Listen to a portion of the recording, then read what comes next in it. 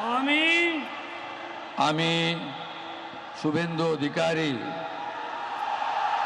ঈশ্বরের নামে শপথ করিতেছি যে বিধি দ্বারা স্থাপিত ভারতের সংবিধানের প্রতি আমি অকৃত্রিম নিষ্ঠা ও আনুগত্য পোষণ করিব। আমি ভারতের সার্বভৌমত্ব ও অখণ্ডতা রক্ষা করিব।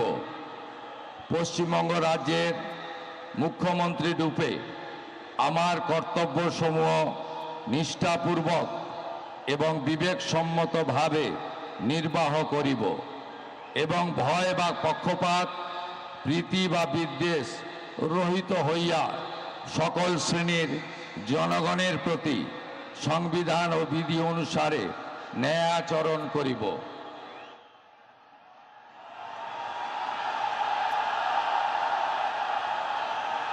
আমি